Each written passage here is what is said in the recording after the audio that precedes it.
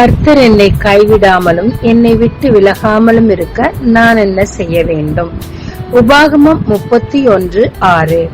நீங்கள் பலன் கொண்டு திடமனதாயிருங்கள், அவர்களுக்கு பயப்படவும் திகைக்கவும் வேண்டாம்.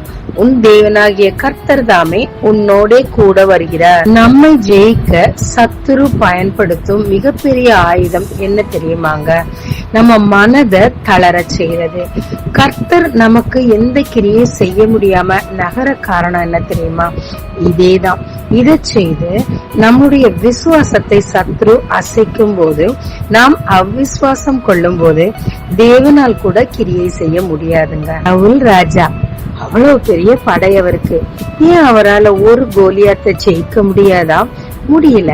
ஏன்னா இரவும் பகலும் வகை வகையா அவங்க இருதயம் திடனற்று போகத்தக்கதாக திட்டிக்கிட்டே இருந்தார்.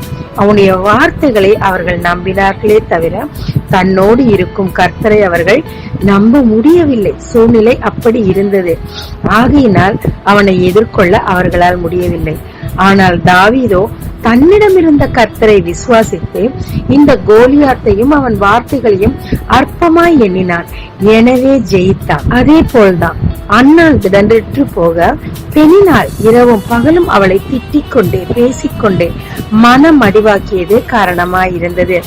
எசேக்கியா ராஜா திணறி போய் தேவனுடைய பாதத்தில் உட்கார காரணம் சனகரிப்பின் ஏராளமான வார்த்தைகள் அவனை திடமற்று போக செய்தது. முதல்ல உங்களுக்கு எதிராக நின்று உங்களை கலங்கடிக்கத்தக்கதாக சொல்லாலும் செயலாலும் பேசுபவர்களை அசட்டை பண்ணுங்க.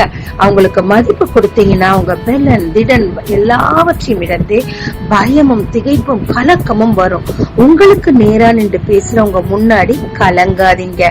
இரண்டாவதாக வேதம் சொல்லுகிறது, சத்ருவை எதிர்த்து நில், அப்பொழுது அவன் ஓடி போவான் என்று. இதைத்தான் இயேசுவும் செய்தார். அவங்கள விசுவாச வார்த்தைகளால் எதிர்த்து நில்லுங்க. மூன்றாவதாக உங்களோடு கர்த்தர் இருக்கிறார். பிசாசின் பொய்யான வார்த்தைகளை நான் நம்ப மாட்டேன், தேவன் என்னோடு இருக்கிறார் என்று சொல்லி விசுவாச வார்த்தைகளை அறிக்கை செய்யுங்க. அப்பொழுது அவர் உங்களை விட்டு விலகுவதும் இல்லை, உங்களை கைவிடுவதும் இல்லை, உங்களை தோற்று போக செய்வதும் இல்லை. ஜெயத்துக்கு நேராக நடத்துவார். நீங்கள் ஜெயம் பெறுவது நிச்சயங்க. ஜெபிக்கலாமாங்க. சத்துருக்களின் வார்த்தைக்கு நான் செவி கொடுத்து மன மடிவுக்கு என்னை நான் ஒப்பு கொடுக்காமல் விசுவாச வார்த்தைகளை அறிக்கை செய்து ஜெயத்திற்கு நேராய் நடக்க கற்றுத்தாரும். இயேசு மூலம் பிதாவே, ஆமென். இந்த நாளில் உங்களை ஆசீர்வதிக்கும் ஜீசஸ் விஷன்.